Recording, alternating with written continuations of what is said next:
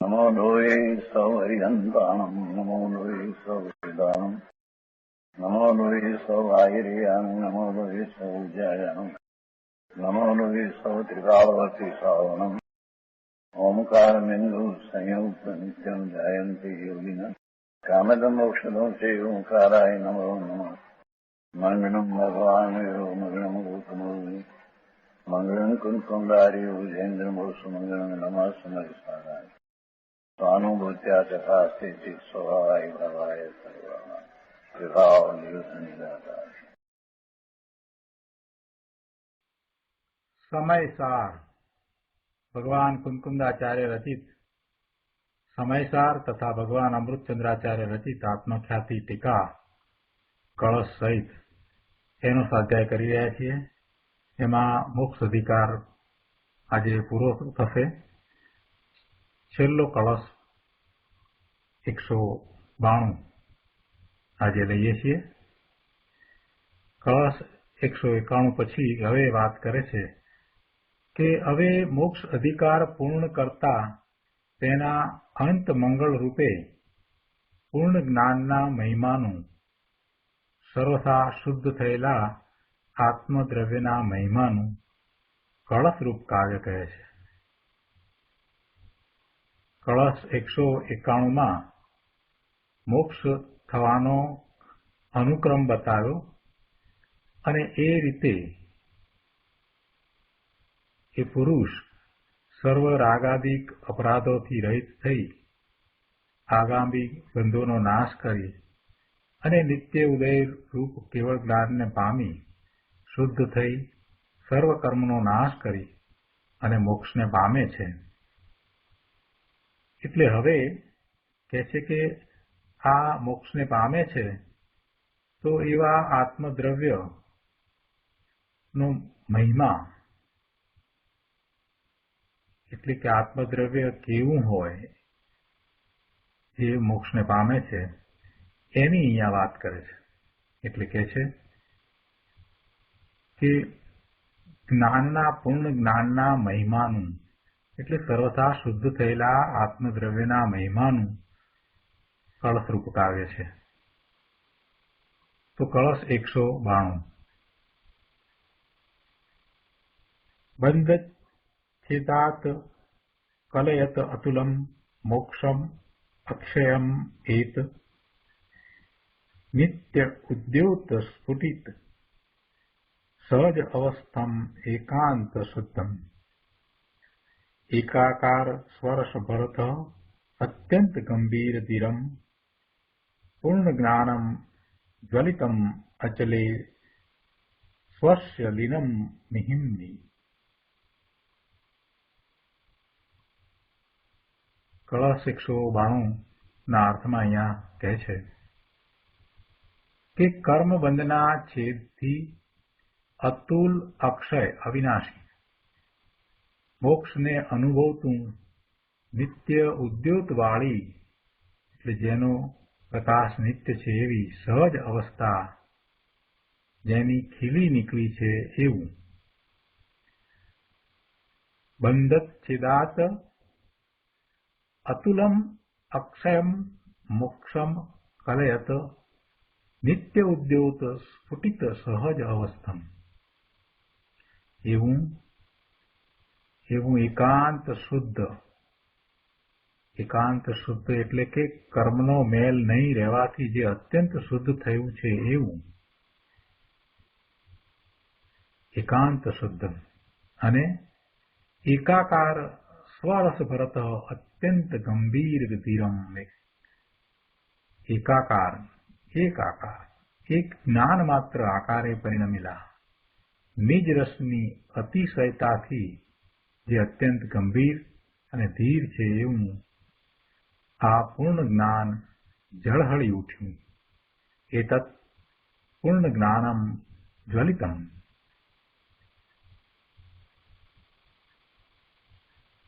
આ પૂર્ણ જ્ઞાન ઝળહળી ઉઠ્યું સર્વથા શુદ્ધ આત્મદ્રવ્ય જાજવલ્યમાન પ્રગટ થયું પોતાના અચળ મહિમામાં લીન થયું સ્વસ્ય અચલે મિહિમ્ની લીનમ. શું કહ્યું કે કર્મબંધના છેદથી, કર્મબંધનો છેદ થતા હવે કોઈ કર્મના બંધ રહ્યા નહીં, નવા કર્મનો બંધ પડશે નહીં. એટલે હવે ભવના ભ્રમણ થવાના નથી. અને જે પૂર્વે કર્મ હતા એની નિર્જરા કરી, કસાય રહિત થયા, હવે કસાય ઉત્પન્ન થવાના નથી. અને કેવળ જ્ઞાન પ્રગટ કર્યું છે એવી જે દશા છે એ 13મા ગુણસ્થાનની દશા છે. અને પછી જ્યારે બાકી રહેલા 4 અઘાતી કર્મ એનો ક્ષય થતા એ જીવ એક સમયમાં સિદ્ધશિલા ઉપર બિરાજી જાય છે. એમ એ પૂર્ણ મોક્ષ દશાને પ્રાપ્ત કરી લે છે. અહીંયા કે છે કે કર્મબંધના છેદથી, આમ કર્મબંધનો છેદ થતા અતુલ, જેની તુલના ન કરી શકાય તેવું અતુલ, અક્ષય, કે જે દશા હવે હંમેશ માટે રહેવાની છે, એ દશાનો હવે નાશ થવાનો નથી, એનો ક્ષય થવાનો નથી, એવી અક્ષય દશા, એ અવિનાશી એવા મોક્ષને અનુભવતું, નિત્ય ઉદ્યોતવાળી, નિત્ય હંમેશા જેનો પ્રકાશ રહે છે એવી, તેનો પ્રકાશ છે જ્ઞાન પ્રકાશ છે. નિત્ય ઉદ્યોતવાળી, જેનો પ્રકાશ નિત્ય રહે છે એવી, સહજ અવસ્થા જેની ખીલી નીકળી છે એવું એકાંત શુદ્ધ. એકાંત શુદ્ધ એટલે એમાં કર્મનો મેલ નહીં હોવાથી જે અત્યંત શુદ્ધ થયું છે એવું એકાંત શુદ્ધ, પૂર્ણપણે નિર્મળ અને એકાકાર, એક જ્ઞાન માત્ર આકારે, બીજા કોઈ આકારે નહીં. એકાકાર એટલે એક જ્ઞાન માત્ર આકારે પરિણમેલા નિજ રસની અતિશયતાથી જે અત્યંત ગંભીર અને ધીર છે એવું આ પૂર્ણ જ્ઞાન ઝળહળી ઉઠ્યું. શું થયું? આ પૂર્ણ જ્ઞાન ઝળહળી ઉઠ્યું.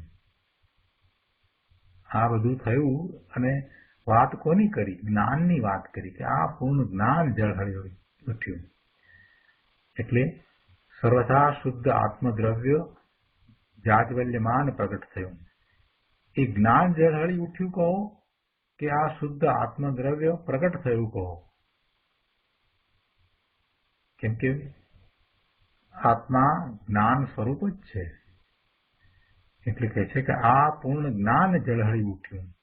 અને એનો અર્થ કર્યો કે શુદ્ધ આત્મદ્રવ્ય પ્રગટ થયું. અને કેવું પ્રગટ થયું? તો કહે છે કે જાજવલ્યમાન પ્રગટ થયું. પોતાના અચળ મહિમામાં લીન થયું. જે જ્ઞાન પોતાના સ્વરૂપમાં જ લીન થયું, જેનો મહિમા કોઈ શબ્દોમાં ના આવી શકે એવો આ ભગવાન આત્મા એ જ્ઞાન સ્વરૂપે છે અને એ પર્યાયમાં પ્રગટ થયું. એવું સ્વરૂપ પર્યાયમાં પ્રગટ થયું. ભાવાર્થમાં પંડિતજી સમજાવે છે કે કર્મનો નાશ કરી મોક્ષને અનુભવતું, મુક્ત દશાને અનુભવતું, જેની તુલના ન કરી શકાય અને જે દશા અવિનાશી છે એવી મોક્ષની દશાને અનુભવતું, પોતાની સ્વાભાવિક અવસ્થારૂપ, જે અવસ્થા કોઈએ કરી છે એમ નહીં, કોઈના કારણે છે એમ પણ નહીં, કોઈને આધીન છે એમ પણ નહીં, પણ જે પોતાની સ્વાભાવિક અવસ્થા છે, સહજ અવસ્થા જેની ખીલી નીકળી છે એવું, એટલે જે અવસ્થા પોતાની સ્વાભાવિક છે, આત્માની એ મોક્ષ અવસ્થા, મુક્ત અવસ્થા એ સ્વાભાવિક અવસ્થા છે. એ અવસ્થાને કાંઈ કરવી પડતી નથી. એ અવસ્થા તો એની સ્વાભાવિક અવસ્થા છે.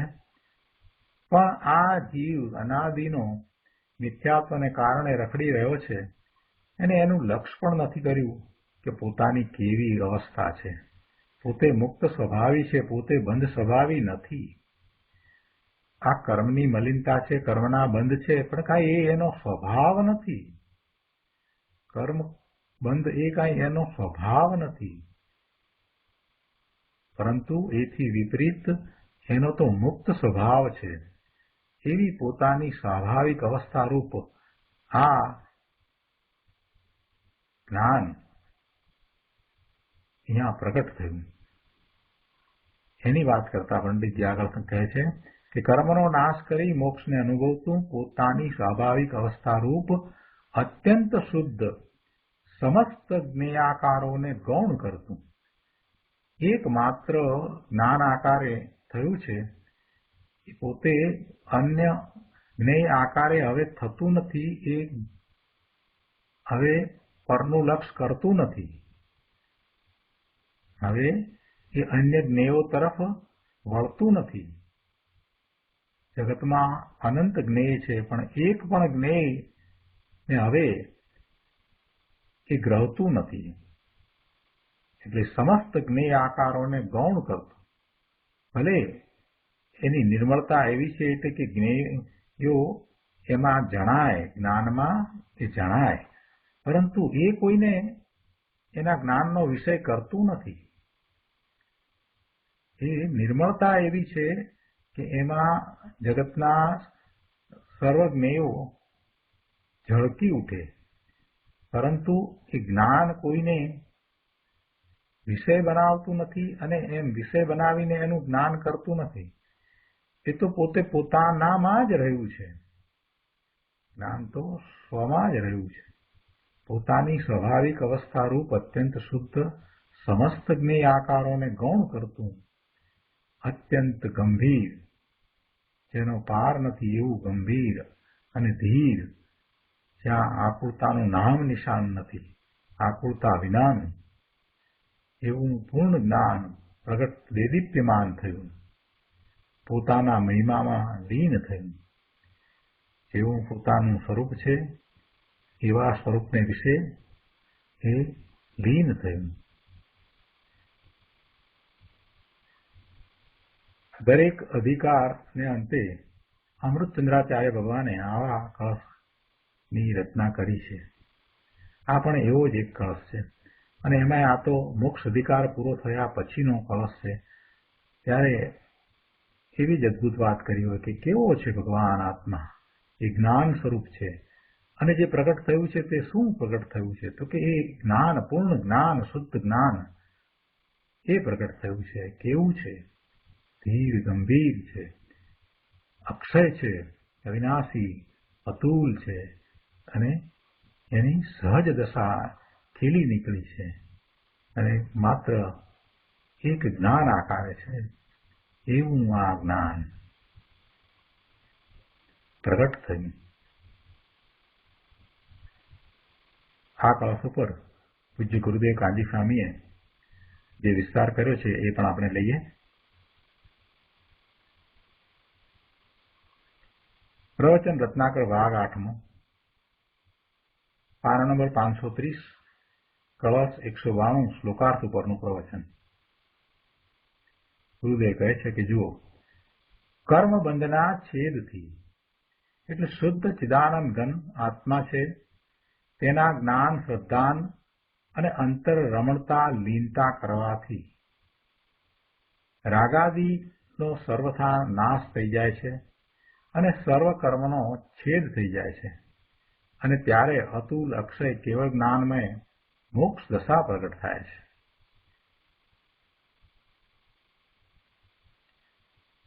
ભાઈ, સિદ્ધોને જે વડે મોક્ષ દશા પ્રગટ થઈ છે એવું સામર્થ્ય પ્રત્યેક આત્મામાં રહેલું છે. આ સિદ્ધ દશા, આ મુક્ત દશા, આ મોક્ષની દશા જેમને પ્રગટ થઈ છે એવા આનંદ સિદ્ધો અને બીજા જીવોમાં કોઈ ફેર નથી. કઈ અપેક્ષાએ? કે એવા પોતાના સ્વરૂપને એ પણ શુદ્ધ પ્રગટ કરી શકે એ અપેક્ષાએ.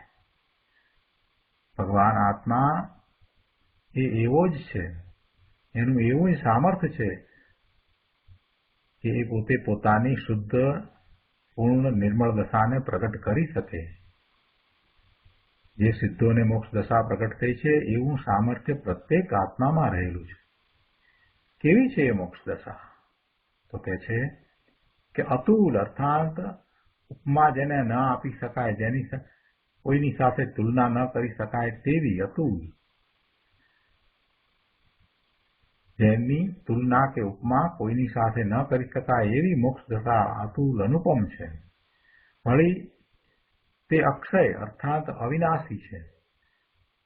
આત્મામાં અજ્ઞાન અને રાગ દ્વેષનો સર્વથા નાશ થઈને જે પૂર્ણ કેવળ જ્ઞાન અને વિતરાગતાની દશા પ્રગટ થઈ તે અક્ષય અવિનાશી છે.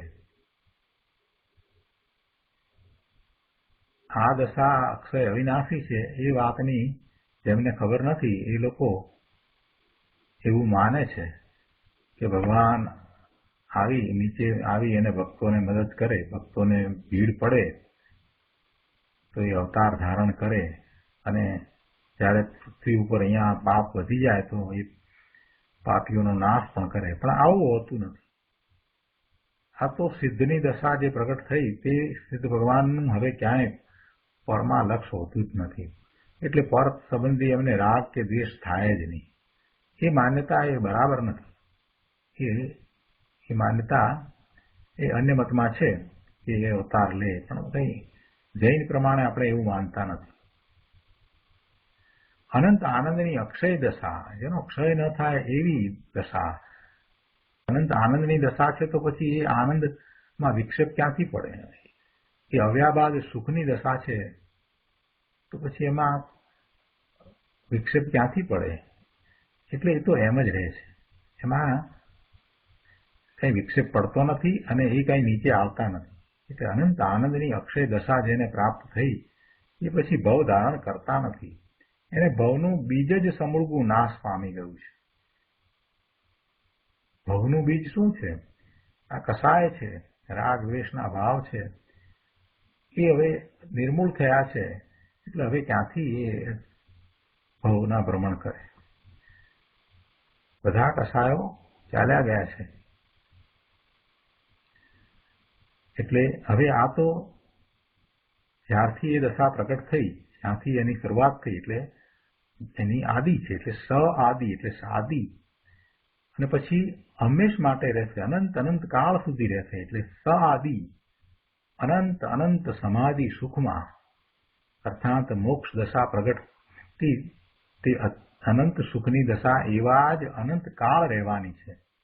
આવી અક્ષય મોક્ષની દશા છે. 531માં પાના પર બીજા પેરેગ્રાફમાં આગળ કહે છે કે મોક્ષને એટલે કે અનંત આનંદને અનુભવતું, મોક્ષને અનુભવતું એમ આવ્યું ને શ્લોકના અર્થમાં, એમ કહ્યું ને કે મોક્ષને અનુભવતું એટલે કે અનંત આનંદને અનુભવતું. જેમ ફૂલની કળી સર્વ પાંખડીએ ખીલી નીકળે તેમ આત્માનું જ્ઞાન અને દર્શન પૂર્ણ ખીલી નીકળે છે. તે પૂર્ણ જ્ઞાન દર્શનની દશા સહજ એટલે સ્વાભાવિક અને નિત્ય ઉદ્યોત રૂપ છે. નિત્ય ઉદ્યોત રૂપ છે અર્થાત જેનો પ્રકાશ નિત્ય છે. કેવળ દર્શન અને કેવળ જ્ઞાન જે અંતરમાં સ્વભાવમાં ત્રિકાળ શક્તિપણે હતા, એ હતા પણ શક્તિપણે હતા. કેમ કે એ ત્રણેય કાળ રહેવાવાળા છે. ભૂતકાળમાં હતા, વર્તમાનમાં છે અને ભવિષ્યમાં પણ હશે. જે ત્રિકાળ શક્તિપણે હતા તે વર્તમાનમાં વ્યક્ત થયા એટલે ખીલી નીકળ્યા. અને એમ એ નિત્ય ઉદ્યોત રૂપ. આગળ કહે છે અજ્ઞાનીઓ આત્મા આત્મા એમ કહે છે, પરંતુ આત્માના સાચા સ્વભાવની તેમને ખબર નથી કે આત્માનો સ્વભાવ કેવો છે. એ તો જાણતા નથી. આત્મા આત્મા કરે પણ અનુભવ વિના કેવો છે ભગવાન આત્મા એ ખ્યાલમાં આવે એવું નથી. એ કોઈ કલ્પનાનો વિષય નથી, એ અનુભવનો વિષય છે. અનુભવનો વિષય છે તો એને અનુભવવો પડે. એના વિશે ગમે તેટલી કલ્પના કરીએ તો પણ આત્માનું સ્વરૂપ સમજાય નહીં. અનુભવથી જ સમજાય. જે અનુભવની વાત છે તે વાણીમાં ના આવે, એટલે સમજાવી શકાય પણ નહીં. એટલે એવો ભગવાન આત્મા જેને હજી અનુભવ્યો નથી, જાણ્યો નથી, એને એવા આત્માના સાચા સ્વરૂપની ખબર નથી. વિતરાગ સર્વજ્ઞ પરમેશ્વરે જેવો આત્મા જોયો ને કહ્યો છે એટલે કે એમણે અનુભવ સહિત જેવો જાણ્યો છે એવો એમની દિવ્ય ધણીમાં એ આવ્યો છે. એવો જ એ દિવ્ય ધણીમાં કહેવાયો છે. તે પૂર્ણ જ્ઞાન અને આનંદથી ભરેલો પદાર્થ છે. એવા ભગવાન આત્માનો અનુભવ કરી તેમાં એકાગ્ર થતા પર્યાયમાં પૂર્ણ જ્ઞાન અને આનંદ ખીલી નીકળે છે. જેને કેવળ જ્ઞાન કેવળ દર્શન પ્રગટ થયું તેને તે નિત્ય ઉદ્યોત રૂપ છે. એ પછી જતું નથી. એ કેવળ જ્ઞાન કેવળ દર્શન એ હંમેશા રહે છે. એ જ્ઞાન દર્શનનો પ્રકાશ એમ જ રહે છે. નિત્ય ઉદ્યોત રૂપ છે. પછી કેવળ જ્ઞાન કેવળ જ્ઞાન કેવળ જ્ઞાન જ રહે છે. પછી એમાં કાંઈ અભાવ થતો નથી. એ જ્ઞાનની દશા કાંઈ ઝીણી પડતી નથી. કેવળ જ્ઞાન અને કેવળ દર્શનની જે દશા છે એ કાંઈ ઝીણી પડતી નથી, કાંઈ હલકી ઉતરતી થતી નથી. એ પૂર્ણપણે જ પ્રકાશી રહે છે, નિત્ય હંમેશને માટે. નિત્ય ઉદ્યોત કોને માટે શબ્દ મૂક્યા છે? એ કેવળ જ્ઞાનની કેવળ દર્શનની જે દશા જે પ્રગટ થયું છે પૂર્ણપણે એને માટે એ શબ્દ મૂક્યા છે. આગળ કહે છે કે વળી તે એકાંત શુદ્ધિમ એટલે એકાંત શુદ્ધ છે. શુદ્ધ એવું કર્મના મેલથી રહિત અત્યંત શુદ્ધ છે. અને એકાકાર સ્વભરત અત્યંત ગંભીર ધીરમ. એકાકાર નિજરસની અતિશયતાથી જે અત્યંત ગંભીર અને ધીર છે. નિજરસની અતિશયતાથી નિજ રસ જ એવો છે, ગંભીર ધીર છે. ગુરુદેવ સમજાવે છે કે જુઓ, સંસાર દશામાં અલ્પજ્ઞ દશામાં જ્ઞાનની દશા એકાકાર એક રૂપ ન હતી. અહીંયા એકાકાર કહ્યું ને તો એકાકાર એટલે શું એ સમજાવવું છે. સંસાર અવસ્થાની અંદર તો એને જ્ઞાનની દશા કેવી હતી? અલ્પ જ્ઞાનની દશા હતી, એટલે કે અલ્પજ્ઞ દશા હતી. જ્ઞાન ઓછું અલ્પ હતું. અંદર જ્ઞાન ગુણ છે એ તો એવો ને એવો જ પૂર્ણપણે જ છે. અંદર તો એ પડ્યું જ હતું, પણ પ્રગટતાની અપેક્ષાથી અહીંયા એમ કહ્યું છે કે સંસાર દશામાં એને અલ્પ પ્રગટતા હતી, એટલે અલ્પજ્ઞ દશા હતી. એ અલ્પજ્ઞ દશામાં એ જ્ઞાનની દશા એક આકાર એક રૂપ ન હતી, અનેક રૂપ થતી હતી. તે પરમાત્મા દશામાં સર્વજ્ઞતા પ્રગટતા, પરમાત્મા દશામાં એટલે હવે જે દશા પ્રગટ થઈ એટલે પરમાત્મા થયા, કેવળ જ્ઞાન થયું એટલે પરમાત્મા થયા. તો એવી પરમાત્મા દશામાં સર્વજ્ઞતા પ્રગટ થઈ છે ત્યારે આ જ્ઞાન છે તે એક આકાર થાય છે. એ જ્ઞાનની દશા છે એ પર્યાય હવે એકાકાર પ્રગટ થઈ. પહેલા એ પર્યાય છે તે અન્ય આકારે થતી હતી, એટલે કે અન્ય જ્ઞેયોને એ જાણવા વાળી થતી હતી. સંસાર અવસ્થામાં એ જ્ઞાનની દશા એક આકાર એક રૂપ ન હતી, અનેક રૂપ થતી હતી. જ્યારે હવે પરમાત્મા દશા પ્રગટ થઈ, સર્વજ્ઞતા પ્રગટ થઈ એટલે તે એકાકાર થઈ, એકાકાર પ્રગટ થઈ. એકાકાર એટલે એક જ્ઞાન માત્ર આકારે સ્વરૂપે પરિણમી ગઈ. રાગાદિનો સર્વથા નાશ થતા જ્ઞાનની દશા એકાકાર એક રૂપે પ્રગટ થઈ. સ્વને છોડીને જીવ પરનું લક્ષ્ય કરે છે તો એ પરનું લક્ષ્ય એ સતત કરી શકતો નથી. એક જગ્યાએ એ સ્થિરતા કરી શકતો જ નથી. એને 1 મિનિટમાં કેટલાય વિકલ્પ આવી જાય છે. 100 થી ચ્યુત થઈ અને જ્યારે એ પરનું લક્ષ કરે છે ત્યારે એમ કહીએ કે એનું લક્ષ પર તરફ થયું છે, એનો ઉપયોગ બહારમાં ગયો છે, એના જ્ઞાન દર્શનના ઉપયોગ પરલક્ષી થયા છે. પણ એ પરલક્ષી થઈને ત્યાં ક્યાં એ સતત એક સરખા રહે છે? એ તો જરાક વારમાં તો એક જગ્યાએથી બીજી જગ્યાએ ને બીજી જગ્યાએથી ત્રીજી જગ્યાએ ને એમાં કેટલાય વિકલ્પો સાથે થઈ જાય છે. એક આકાર ક્યાં થાય છે અને એક આકાર થઈ જાય છે, કેટલા બધા વિકલ્પો એને થાય છે. એટલે એના જ્ઞેયો કેટલા બધા બદલાય છે, કેટલા જ્ઞેય આકારે એ થઈ જાય છે. પરનું લક્ષ કરે છે ને, કેમ કે એને રાગ છે, દ્વેષ છે, ક્રોધ છે, માન છે, માયા છે, બધા કસાયો પડ્યા છે. એટલે એમ જ થવાનું. જ્યાં સુધી કસાયો પડ્યા છે, કસાયોની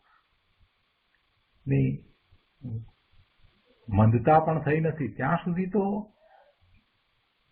એ કેટલો વિભાવ આવે, કેટલો ઝડપથી પોતાના જ્ઞાન દર્શનના ઉપયોગને પલટાવે છે. કંઈક કસાય મંદ થાય છે તો સ્વભાવ છે, પણ તો પણ એના જ્ઞેય તો ઝડપથી બદલાતા જ રહે છે. પણ જ્યારે ખરેખર અનંતાનુબંધી કસાય એની ચોકડી જાય છે ત્યારે એને શાંતિ થાય છે. અને પછી જેમ જેમ પુરુષાર્થ કરતો જાય છે તેમ પછી એના વિકલ્પો ઘટે છે, જ્ઞેયો ઘટે છે. પછી એને જ્ઞેયોમાં લુબ્ધતા થતી નથી. હવે અત્યારે જયારે પૂર્ણ દશા પ્રગટ થઈ છે ત્યારે તો પછી હવે એ કોઈ જ્ઞેયને જાણતું નથી. એ માત્ર સ્વને જ જાણે છે. જગતના બધા જ્ઞેયો એને જણાઈ જાય છે, એ કાંઈ એને જાણવા જતું નથી. એ જ્ઞાન એક આકારે એટલે સ્વરૂપે પરિણમી જાય છે. રાગાદિનો સર્વથા નાશ થતા જ્ઞાનની દશા એક આકારે એક રૂપે આ રીતે પ્રગટ થાય છે. હવે એને કાંઈ નથી, ક્યાંય રસ નથી. સ્વમાંથી જે પૂર્ણ આનંદનો રસ આવી રહ્યો છે, જે સુખનો અનુભવ થઈ રહ્યો છે, એની આગળ બીજું કાંઈ હવે એને આકર્ષી શકે એમ રહ્યું જ નથી. એ તો પૂર્ણ આનંદ અને પૂર્ણ સુખની દશામાં પહોંચી ગયા છે. એટલે હવે એમાંથી એ બહાર આવીને અવતાર લે એ તો ક્યાંથી બને? જગત તરફ લક્ષ કરે અને જગતમાં આ બધું અધર્મ ચાલી રહ્યો છે અને માટે હવે એ અવતાર લે ને આવું બધું હોય જ નહીં. એ શક્ય જ નથી. અહીંયા કહે છે કે આત્માનો જે નિજ રસ, ચૈતન્ય રસ, આનંદ રસ, વિતરાગ રસ છે, એ આનંદ રસ છે. નિજ રસ, પોતાનો રસ, એ એવો આનંદ રસ છે કે એના વર્ણન ન થઈ શકે. એ વિતરાગ રસ છે. તેની અતિશયતા, વિશેષતા કેવળ જ્ઞાન અને મોક્ષ દશા પ્રગટ થઈ છે. ગુરુદેવ કહે છે કે સિદ્ધ દશા આવી નિજ રસની, ચૈતન્ય રસની અતિશયતાથી અત્યંત ગંભીર છે. છદ્મસ્તને તેની ગંભીરતાનો પાર પામવો મુશ્કેલ છે. છદ્મસ્તને આ ગંભીર દશાનો પાર પામવો મુશ્કેલ છે, એટલે કે એને ખ્યાલ આવવો મુશ્કેલ છે. અનુભવની વાત છે ને પ્રભુ. સર્વજ્ઞ અને સર્વદર્શી પરમાત્માની જ્ઞાનના ઉઘાડની દશા જે છે એને પામી ન શકાય. એ અમાપ છે. એને છદ્મસ્ત પામી ન શકે. જેમ સમુદ્ર અતિ ઊંડો ગંભીર છે, તેમ ભગવાનનું પવિત્ર જ્ઞાન અતિ ઊંડું અમાપ ગંભીર છે. એનું માપ ન નીકળે એવું ઊંડું જ્ઞાન છે, ગંભીર છે. આગળ 532માં પાના પર કહે છે કે વળી તે ધીર એટલે કે શાશ્વત છે. કેવળ જ્ઞાન પ્રગટ થયું તે હવે શાશ્વત રહેવાનું છે, અચળ રહેવાનું છે, પડવાનું નથી. ચાર ગતિમાં સંસારમાં જેમ પલટના થાય, હીન અધિકતા થાય, તેમ હવે થશે નહીં. તે ધીરું, અચળ, શાશ્વત છે. આવું નિજરસની અતિશયતાથી અત્યંત ગંભીર અને ધીર એવું જ્ઞાન જ્વલિતમ એટલે ઝળહળી ઉઠ્યું, પ્રગટ પ્રકાશમાન થયું. જેમ દિવાસળીમાં શક્તિ રૂપે અગ્નિ છે, એ દિવાસળી આપમેળે એ સળગ્યા કરતી નથી, પણ જ્યારે એને સળગાવવામાં આવે એટલે એને ઘસી સળગાવવામાં આવે છે ત્યારે એ પ્રગટ થાય છે. પણ એમાં એ શક્તિ પડેલી છે, દિવાસળીમાં શક્તિ રૂપે એ અગ્નિ પડેલો છે, એટલે એ ઘસતા ભડકા રૂપે પ્રગટ થાય છે. તેમ આત્મામાં અનંત જ્ઞાન, અનંત દર્શન, અનંત આનંદ, ત્રિકાળ શક્તિ રૂપે વિદ્યમાન છે, એ પડેલા છે. એને અંતર એકાગ્રતા વડે ઘસતા અર્થાત અંતર અનુભવ કરતા એ જળહળ જ્યોતિ રૂપે પર્યાયમાં પ્રગટ થયા. જો કેટલી સરસ અહીંયા તુલના કરી અને વાત કરી છે, સરખામણી કોની સાથે કરી છે? દિવાસળીની સળીની સાથે, કે જેમાં એ અગ્નિ પડ્યો છે, શક્તિ રૂપે એ અગ્નિ છે, અને એમાં ઘસતા એ ભડકો થાય છે, પ્રજ્વલિત થાય છે. એમ આત્મામાં પણ અંદરમાં એ પડ્યું છે. શું પડ્યું છે? અનંત જ્ઞાન, અનંત દર્શન, અનંત આનંદ, ત્રિકાળ શક્તિ રૂપે પડેલું છે, વિદ્યમાન છે ને છે.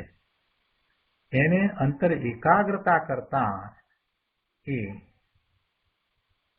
જળહળ જ્યોતિ રૂપે અનુભવમાં આવે છે. એ અંતર અનુભવ કરતા એ જળહળોથી એને દેખાય છે, જણાય છે, એ પ્રગટ્યા છે. સ્વરૂપમાં એકાગ્ર થઈ લીન રહેતા આત્મદ્રવ્ય કેવળ જ્ઞાન આદિ વડે ઝળહળી ઉઠ્યું. જેવું અંદર ચૈતન્યનું સામર્થ્ય હતું તેવું પર્યાયમાં પ્રગટ થયું. આગળ કહે છે,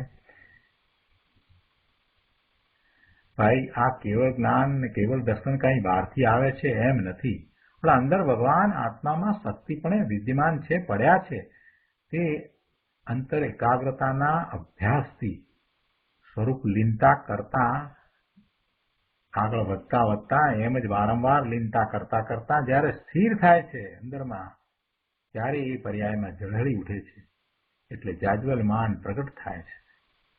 હવે કહે છે, આ જે જ્ઞાન, કેવળ જ્ઞાન જાજ્વલ્યમાન પ્રગટ થયું તે સ્વસ્ય અચલે મિહિમની લીનમ, પોતાના અચળ મહિમામાં લીન થયું. એટલે શું? કે અનાદિથી જ્ઞાન પુણ્ય ને પાપમાં, શુભ ને અશુભમાં એ જ્ઞેયમાં લીન હતું, અનેક જ્ઞેયોમાં એ લીન થતું, પરંતુ અંતર એકાગ્રતાના અભ્યાસ વડે અને કેવળ જ્ઞાન જાજ્વલ્યમાન પ્રગટ થયું તે સ્વરૂપમાં જ લીન ડૂબેલું છે. નિજાનંદ રસ લીન છે. પહેલા તો શું હતું? કેવળ જ્ઞાન પ્રગટ નહોતું થયું ત્યારે એની જ્ઞાનની પર્યાય એ પુણ્ય પાપ શુભાશુભ ભાવમાં અને અનંત જ્ઞેયોમાં જતી હતી. પરંતુ હવે અંતરમાં એકાગ્રતા થઈ, એનો અભ્યાસ થયો, લીનતા થઈ, સ્થિરતા થઈ, ત્યારે જે કેવળ જ્ઞાન પ્રગટ થયું છે એ સ્વરૂપમાં જ લીન ડૂબેલું રહે છે. એ બહારમાં જતું જ નથી. એ નિજાનંદ રસલીન છે. પોતાના સ્વરૂપમાંથી આવતા આનંદના રસમાં જ એ લીન ડૂબેલું રહે છે. જ્ઞાન અવિચળ જ્ઞાનમાં લીન છે. જ્ઞાન અવિચળ જ્ઞાનમાં લીન છે. ચડતું નથી એવા જ્ઞાનમાં લીન છે. જ્ઞેય પ્રતિ લીન નથી. હવે જ્ઞેય પ્રતિ લીન થતું નથી. બાહ્ય જ્ઞેયો છે એના તરફે જતું નથી, પરંતુ અવિચળ જ્ઞાનમાં જ લીન છે. અવિચળ જ્ઞાન એટલે ભગવાન આત્મા, એમાં જ લીન છે. જ્ઞાન જ્ઞાનમાં જ લીન છે. જ્ઞાન જ્ઞાનમાં જ સમાય છે. પરલક્ષ્ય થતું નથી. આવી પૂર્ણ દશાની વાત કરી. અહીંયા ભાવાર્થ ઉપરના પ્રવચનમાંથી કેટલાક અંશ આપણે લઈએ. પાના નંબર 533 ઉપર ગુરુદેવ કહે છે કે કર્મનો નાશ કરી એટલે અજ્ઞાન અને રાગ દ્વેષ મોહરૂપી ભાવ કર્મનો નાશ કરી મોક્ષને અનુભવતું જ્ઞાન પોતાની સહજ સ્વાભાવિક અવસ્થારૂપ છે અને તે અત્યંત નિર્વિકાર શુદ્ધ છે. પરમાત્માને અશુદ્ધતાનો અંશ પણ રહ્યો નથી. જ્ઞેય આકારોને ગૌણ કરતું એટલે શું? કે લોકાલોકને જાણે છે પણ લોકાલોકમાં તે તન્મય નથી. જ્ઞેય આકારોને ગૌણ કરતું, લોકાલોક બધું જણાઈ જાય છે પણ એમાં એ તન્મય નથી. નિશ્ચયથી કેવળ જ્ઞાન પોતાની પર્યાયને જાણે છે કે જેમાં લોકાલોક જણાય છે. કેવળ જ્ઞાન પોતાની પર્યાયને જાણે છે કે જે પર્યાયમાં લોકાલોક જણાય છે. લોકાલોકને જાણે છે એમ કહેવું એ તો અસદભૂત વ્યવહારનય છે. વ્યવહારનય છે અને એ પણ અસદભૂત વ્યવહારનય છે. સાચું નહીં, સદભૂત નહીં, અસદભૂત વ્યવહારનય છે. લોકાલોકને જાણે છે આપણે એમ કહીએ ને, સર્વજ્ઞ લોકાલોકને જાણે છે, પણ એવું કહેવું લોક ને અલોક બધાને જાણે છે એમ કહેવું એ વ્યવહારનયનું કથન છે ને. એ પણ કેવો વ્યવહાર? અસદભૂત વ્યવહાર. ખરેખર તો શું છે કે પોતે પોતાને જાણે છે, પોતાની પર્યાયને જાણે છે, જે પર્યાયમાં જ્ઞેય માત્ર પ્રતિબિંબિત થાય છે. વળી લોકાલોક છે માટે લોકાલોકને જાણે છે એમય નથી. એ તો આપણે ઘણી વાર વાત સમજ્યા છીએ કે જે પર્યાય હજી થઈ જ નથી એને પણ ભગવાન જાણે છે. એટલે એમાં જ્ઞેય હોવા જોઈએ એમ પણ નહીં. હજી જે પર્યાય ઉત્પન્ન જ નથી થઈ એવી પર્યાયને પણ જાણે છે. એટલે એનો અર્થ એ જ થયો કે લોકાલોક છે માટે જાણે છે એમ નથી. એ તો જ્ઞાનની પર્યાયની એ સહજ શક્તિ છે કે પોતે પોતાથી જ સત્કારક રૂપ થઈને લોકાલોકને જાણતી થકી પ્રગટ થાય છે. એની પોતાની એવી શક્તિ છે. સામે જ્ઞેય હોય માટે જાણે એમ નહીં. કેવળ જ્ઞાનની પર્યાયના કર્તા, કર્મ, કરણ, સંપ્રદાન, અપાદાન અને અધિકરણ એમ ષટકારક એ પર્યાય પોતે જ છે. પર જ્ઞેય તો નહીં, પણ દ્રવ્ય ગુણ પણ નહીં. અંદર શક્તિ છે પણ પ્રગટ થવાનું સામર્થ્ય પર્યાયનું સ્વતંત્ર છે. પર્યાય ઉત્પન્ન શા માટે થઈ? એનું એ ઉત્પન્ન થવાનું કારણ તો એના છ કારણ એ પર્યાયના પોતાના, એટલે સ્વતંત્રપણે એક પર્યાય ઉત્પન્ન થઈ છે. એ અપેક્ષાથી અહીંયા વાત લીધી છે. એટલે કહે છે કે પરજ્ઞેયને કારણે એ પર્યાય થાય છે, કેવળ જ્ઞાનની એમ નથી. પણ દ્રવ્ય ગુણે નહીં, અંદર શક્તિ છે, એવી અદભુત શક્તિ પડી છે, પણ પ્રગટ થવાની વાત છે અહીંયા. તો કે પ્રગટ થવાનું સામર્થ્ય પર્યાયનું સ્વતંત્ર છે. કેવળ જ્ઞાન ખરેખર લોકાલોકને અડ્યા વિના પોતાની સત્તામાં જ રહીને પોતે પોતાથી જ પોતાને પર્યાયને જાણે છે કે જેમાં લોકાલોક પ્રકાશિત થાય છે. પોતાની પર્યાયને જાણતા લોકાલોક જણાઈ જાય છે. ગુરુદેવે કઈ રીતે લોકાલોક જણાય છે એની સ્પષ્ટતા કરી. આગળ અહીંયા કહે છે કે આ પૂર્ણ જ્ઞાન, કેવળ જ્ઞાન પ્રગટ થયું તે અતિ ગંભીર અને આકુળતા રહિત ધીર છે અને તે પોતાના મહિમામાં અચલ લીન છે, નિજાનંદ રસમાં જ લીન છે. હવે આ રીતે અહીંયા આ કળશ પૂરો થયો એટલે આગળ વાત કરે છે કે આ રીતે મોક્ષ રંગભૂમિમાંથી બહાર નીકળી ગયો. ભાવાર્થમાં કહે છે કે રંગભૂમિમાં મોક્ષ તત્વનો સ્વાંગ આવ્યો હતો. એનો વેશ, મોક્ષ તત્વ, અહીંયા તો એક પછી એક બધા તત્વ લીધા છે ને, એ બધા સ્વાંગ તરીકે અહીંયા લીધા છે. એ બધા વેશ છે, એ બધા વેશ છે. એટલે એ જ્યારે રંગભૂમિમાં આવે છે અને પછી જ્યારે એ પરખાઈ જાય છે, એ પરખાઈ જાય છે કે આ તો વેશ છે, એટલે પછી એ નીકળી જાય છે. જ્યાં સુધી પરખાઈ નથી જતા ત્યાં સુધી એ ત્યાં રમત કરે છે, પણ જ્યારે એ પરખાઈ જાય છે કે આ તો આ છે, પછી એ વેશ એવાઓ જે છે તે ચાલ્યો જાય છે.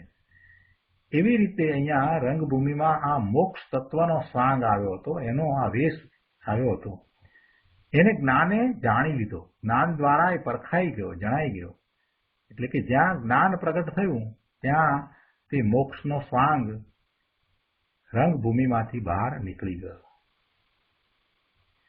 જેમ સંસાર દશા એક સ્વાંગ છે, ભેખ છે, વેશ છે, તેમ મોક્ષ દશા એ પણ એક સ્વાંગ છે, ભેખ છે. સિદ્ધપદ મોક્ષ દશા સ આદિ અનંત સમયે સમયે નવી નવી પ્રગટ થાય છે. જો અહીંયા સમજવાનું છે, એક વખત જે પર્યાય પ્રગટ થઈ છે એ પણ એક સમયની છે, પછી બીજા સમય એવી ને એવી જ પ્રગટ થાય છે, એના પછીના સમયે પણ એવી ને એવી જ પ્રગટ થાય છે. એટલે એ પછી શાશ્વત રહે છે એમ કહેવાય. પરંતુ દરેક સમયે સમયે એ મોક્ષની દશા નવી નવી પ્રગટ થાય છે. દ્રવ્ય ગુણ નિત્ય છે, પણ મોક્ષ દશા એ દશા છે ને, એ પર્યાય છે ને. એટલે એવી ને એવી પર્યાય એક પછી એક થયા જ કરે છે, થયા જ કરે છે, થયા જ કરે છે, થયા જ કરે છે. બસ અનંત કાળ સુધી એવી ને એવી શુદ્ધ નિર્મળ સિદ્ધ દશા પ્રગટ થયા જ કરે છે, મુક્ત દશા પ્રગટ થયા જ કરે છે. પણ એ એક એક સમયની જુદી જુદી છે. જે દ્રવ્ય ગુણ જે નિત્ય છે એ પણ મોક્ષ દશા છે એ એક સમયની છે. એટલે એ એક સમયનો સ્વાંગ છે. અહીંયા કહે છે કે જ્યાં કેવળ જ્ઞાન પ્રગટ થઈ ગયું ત્યાં મોક્ષનો સ્વાંગ રંગભૂમિમાંથી નીકળી ગયો. અને પંડિતજી કહે છે કે જ્યો નર કોઈ પર્યો દડબંધન બંધ સ્વરૂપ લખઈ દુઃખકારી ચિંત કરઈ નીતિ કેમ કટઈ યહ તૌ છિદય નહીં નૈક ટિકારી છેદન કું ગઈ આયુધ થાય ચલાય નિશંક કરઈ દુઈ ધારી ક્यों બુદ્ધ બુદ્ધિ કસાય દુધા કરી કર્મરૂ આત્મ આપ ગહારી. એના અર્થ કરતા ગુરુદેવ કહે છે, કોઈ પુરુષ લોખંડની સાંકળના દઢ બંધનમાં પડ્યો હોય, લોખંડની સાંકળના દઢ બંધનમાં પડ્યો હોય, બરાબર લોખંડની સાંકળથી બંધાઈ ગયો હોય અને વિચારે કે બંધન મહા દુઃખકારી છે, તો એટલા વિચાર માત્રથી બંધન છૂટે નહીં. કે આ સાંકળથી બંધાયો છું એ મને દુઃખ આપે છે, તો એટલા વિચારથી કાંઈ બંધ છૂટી જતો નથી. વળી બંધનની ચિંતા જ કર્યા કરવાથી બંધ છૂટે નહીં. કે આ બંધ છે, આવો છે, આ સાંકળનો છે, આ સાંકળની કડીઓ છે, આ છે, તે છે, એમ વિચાર કરવાથી કાંઈ એ બંધ છૂટી જતો નથી. પણ આયુધ વડે તે બંધનને બેડીને તોડે તો તૂટે, એને સેવા સાધન વડે તોડી નાખે તો તૂટે અને પોતે છૂટે. જો આ વાત અગાઉ શરૂઆતમાં જ કરવામાં આવી, સૌથી શરૂઆતની ગાથાની અંદર જ કુંકુંદાચાર્ય ભગવાને આ વાત કરી કે આ બંધનની દશા છે એ કઈ રીતે છૂટે, એમ કરી અને શરૂઆતની ગાથાઓમાં ઉપાય બતાવ્યો. એટલે માત્ર વિચાર કરવાથી પણ નહીં અને એની ચિંતા કરવાથી એનાથી પણ નહીં, એના વિશ્લેષણો કરવાથી પણ નહીં, પરંતુ ખરેખર આયુધ વડે બંધનને તોડે તો જેમ બેડી તૂટે છે એવી જ રીતે આપણે અહીંયા પ્રજ્ઞાક્ષીણીની વાત હતી ત્યારે આ વાત લીધી હતી. તો એ વાત અહીંયા કહે છે કે તેમ આત્મામાં રાગ દ્વેષ મોહનું બંધન છે અને તે દુઃખદાયક છે. દુઃખરૂપ શું છે? રાગ દ્વેષ મોહનું બંધન છે તે દુઃખરૂપ છે. સંયોગો દુઃખરૂપ છે એમ નથી. સંયોગો કઈ દુઃખ આપતા નથી. સંયોગો સંયોગોમાં રહ્યા, પણ એને એનું જેટલું વલણ છે એટલું એને દુઃખ આપે છે. જેટલો રાગ વધારે છે એટલું વધારે દુઃખ થાય છે, જેટલો દ્વેષ વધારે છે એટલું વધારે દુઃખ છે, જેટલો ક્રોધ વધારે છે એટલું વધારે દુઃખ છે, જેટલો મોહાંધ થયો છે એટલા વધારે દુઃખને અનુભવે છે. એટલે રાગ દ્વેષ મોહ છે એ જ ખરેખર તો દુઃખનું મૂળ કારણ છે. એ બંધન છે, એના નિમિત્તે કર્મના બંધ પડે છે અને તે દુઃખદાયક છે. પણ એટલા વિચાર માત્રથી કાંઈ બંધન છૂટે નહીં કે આ કર્મના બંધ છે એનાથી હું દુઃખી થઉં છું, એટલો કઈ વિચાર કરવાથી છૂટે નહીં.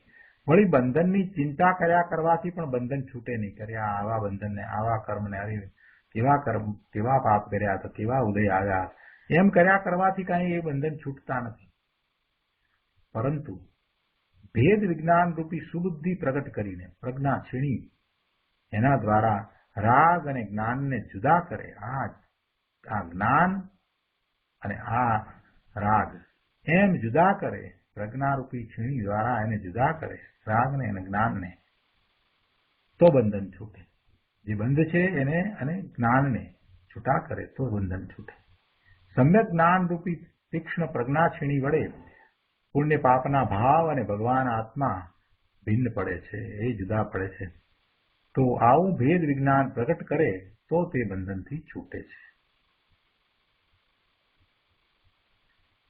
કેટલાક લોકો જીવોની દયા પાળો, વ્રત પાળો, તપ કરો, ભક્તિ કરો, તે વડે ધર્મ થઈ જશે એમ કહે છે. પણ એમની એ વાત બરાબર નથી, એ વાત ખોટી છે. એથી ધર્મ નહીં થાય, એથી શુભ બંધ પડશે, પુણ્યનો બંધ પડશે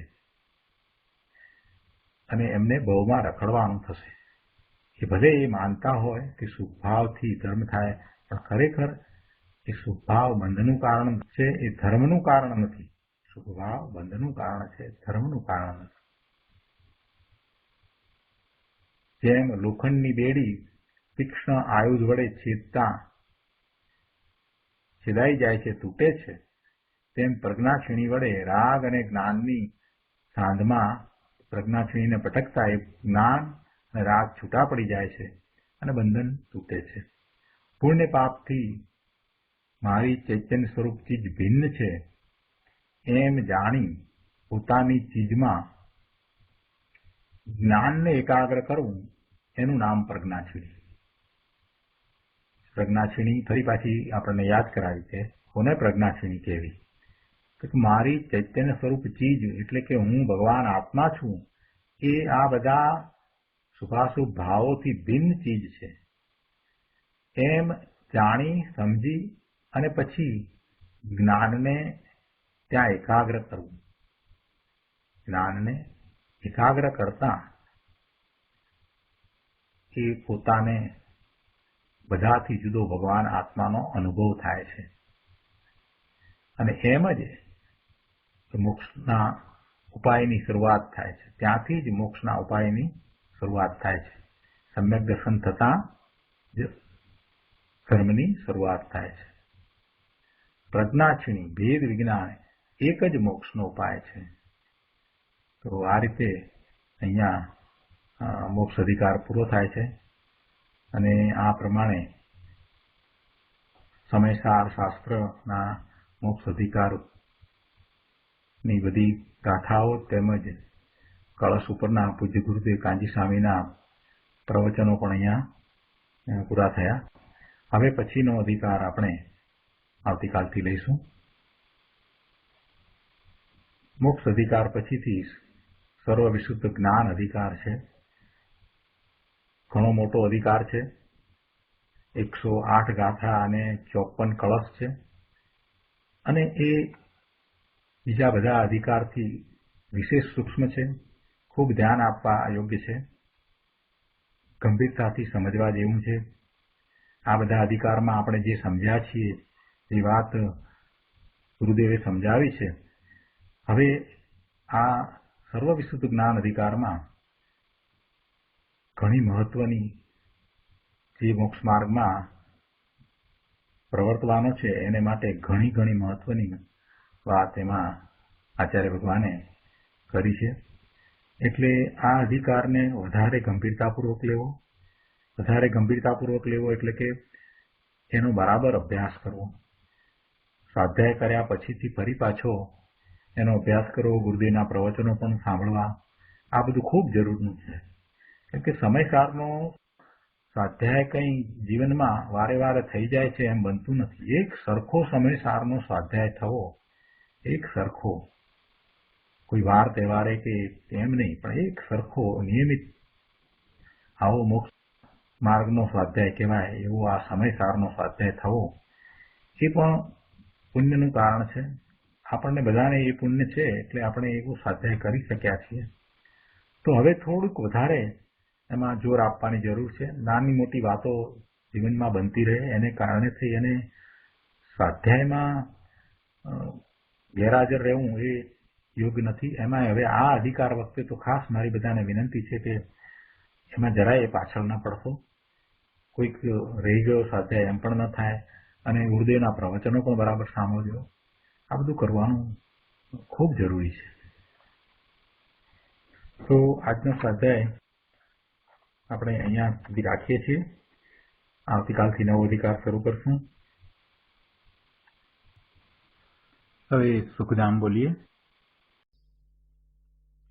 સુખધામ અનંત સુસંત ચરી દિન રાત રહે તદ જ્ઞાન મરી પ્રશાંતિ અનંત સુધામય છે પ્રણમુ પદ તે વરતે જયતે પ્રણમુ પદ તે વરતે જયતે